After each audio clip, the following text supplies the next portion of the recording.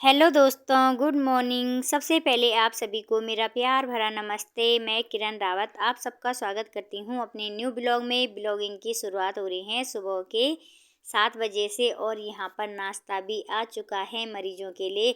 मैं अब जाकर उठ रही हूँ और मैं जा रही हूँ चाय लेने के लिए। कैंटीन में गई तो देखा इतनी भीड़ लगी हुई थी।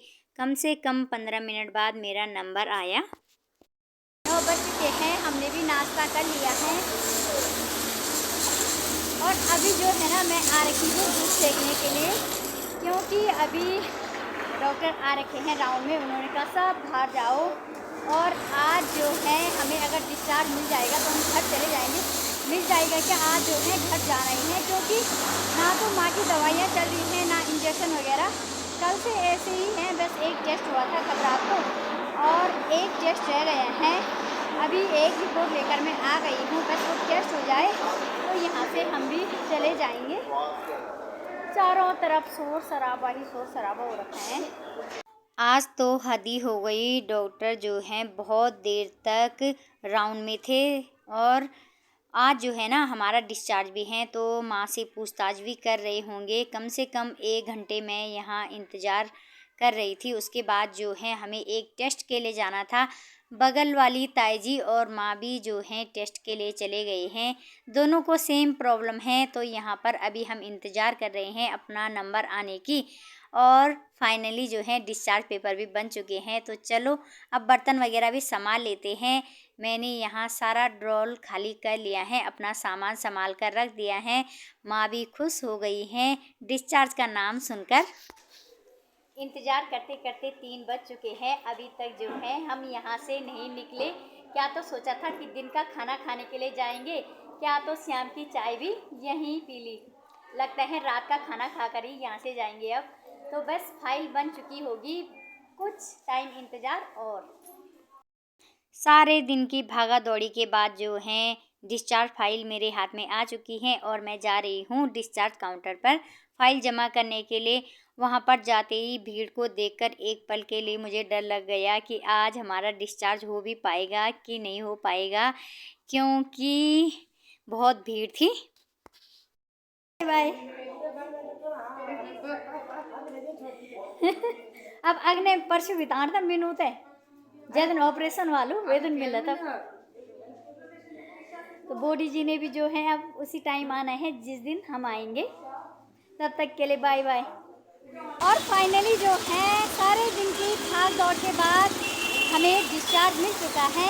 अब यहाँ से देखते हैं क्या मिलता है जाने के लिए, कि ऑटो ही बुक करना पड़ेगा। निकल चुके हैं हम भी यहाँ से घर के लिए। बस अब देखते हैं कितना टाइम लगता है घर पहुँचते पहुँचते। 5:15 हो रहे हैं, हम भी घर में पहुँच गए हैं।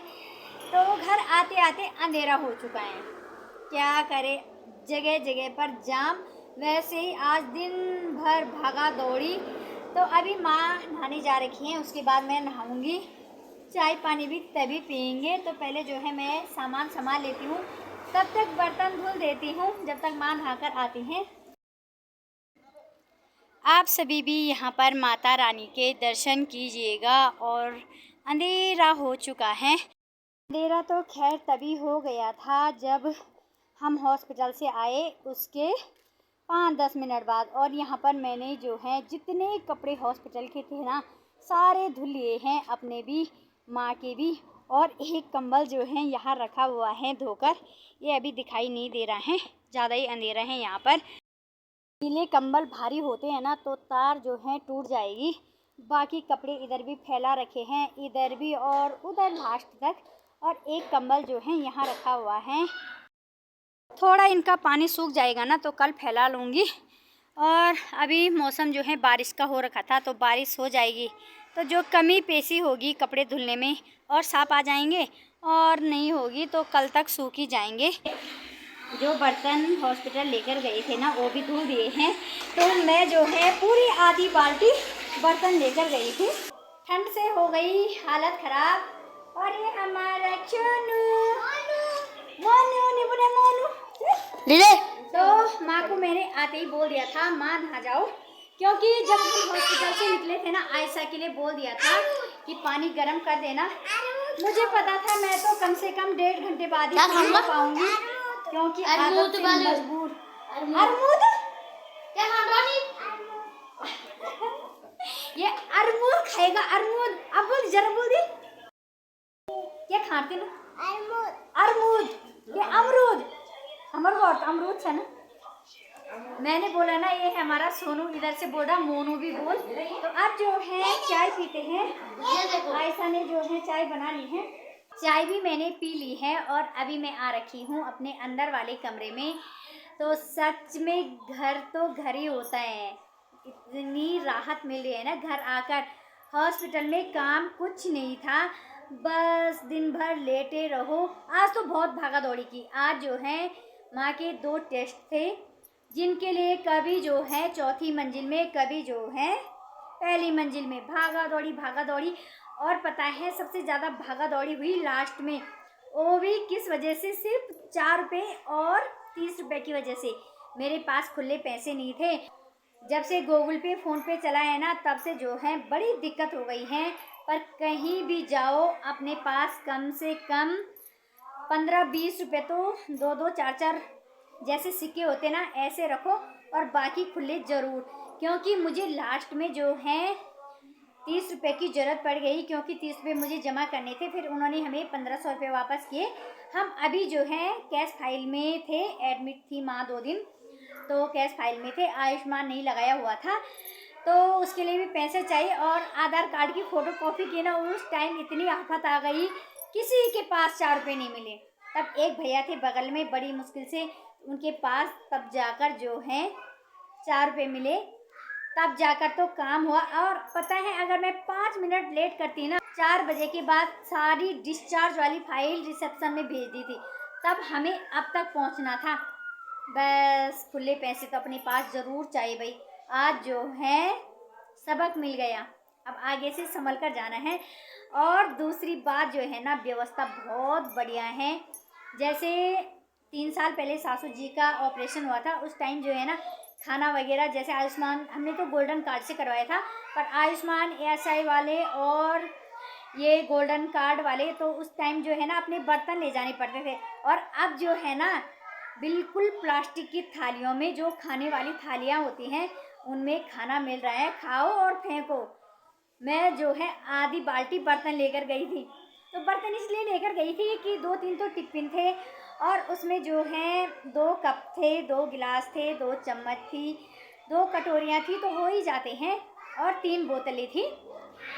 तो जिस वार्ड में हम थे वहाँ सफाई भी बहुत ज़्यादा थी, और सभी मैम लोग थे ना इतने अच्छे नेचर के थे, सबके साथ बहुत प्यार से रह रहे थे। बहुत अच्छा लगा मुझे सच में, इस बार तो बहुत अच्छा लगा। जिस बार मेरी भांजी मनीषा का ऑपरेशन हुआ ना, उस बार तो बहुत ही बेकार लगा, क्योंकि उन्होंने ऐसा व्यवहार किया ना कि क्या बोलना। होता है ना, जो अच्छे लोग होते हैं उनकी गिनती अच्छे में ही होती है, और जो बुरे लोग होते हैं बुरे में ही होती है। और वैसे होता ना तो मैंने माँ के लिए बोलना था कि माँ अभी मत नहाओ, क्योंकि शाम का टाइम है। और वैसे ही हम ऑटो से आए, सफ़र में भी आए, तो ठंडा भी लग जाता है, तबीयत ख़राब होने का भी डर रहता है। पर वहाँ बच्चे वाले थे सभी, और मैं तो फिर मैं कल शाम को भी जो है, कल सुबह हुआ था वो बच्चा, तो उन्होंने कहा कि दीदी थोड़ी देर यहाँ आना, ये दूध नहीं पी रहा है, तो कम से कम आधे घंटे में उनके पास बैठी रही। फिर बगल में थी एक छोटी सी बेबी, वो 5 दिन की थी, तो सुबह उसकी नानी ने बोला बेटा मेरा हाथ दर्द कर रहा है, थोड़ा हेल्प कर दे, क्योंकि उसकी बेटी का जो है ना ऑपरेशन हो रखा था, ऑपरेशन से हो रखी थी वो छोटी। तो फिर जो है आधे घंटे तक उनके साथ रही। और छोटे बच्चे इतने प्यारे लगते हैं ना, अगल बगल छोटे बच्चे थे, तो रहा भी नहीं जा रहा था उनको पकड़े बिना। चलो कोई बात नहीं, ऐसा तो होता रहता है, नहाना धोना तो करना ही था। फिर भी माँ की जो है लगभग सभी रिपोर्ट आ चुकी हैं, रिपोर्ट तो सभी नॉर्मल आई हैं। बस एक रिपोर्ट है जो कि अभी 1 हफ्ते बाद आनी है, उसके बाद ही डॉक्टर आगे ऑपरेशन की डेट देंगे, तब जाकर फिर जाना पड़ेगा। फ़िलहाल जो है अभी 10 दिन का ब्रेक है, तब तक जो है सिलाई का काम निपटाऊंगी। अपना काम भी पड़ा हुआ है, पर वो काम मैंने इसलिए पकड़ा था कि मैंने सोचा था कि 2-3 दिन में माँ का ऑपरेशन हो जाएगा, उसके बाद 1 हफ्ता लगेगा, फिर घर आ जाएंगे तो मैं काम भी करती रहूँगी, माँ की देखभाल भी हो जाएगी। पर अभी अब टाइम है तो कल से जो है काम भी शुरू करना है। अब मैं बनाती हूँ खाना और इसी के साथ आज के ब्लॉग को करती हूँ बाय बाय। आप सबको मेरा आज का ब्लॉग कैसा लगा ज़रूर बताना। चैनल को लाइक कमेंट शेयर सब्सक्राइब जरूर करना। मिलेंगे एक नए ब्लॉग के साथ, तब तक के लिए बाय।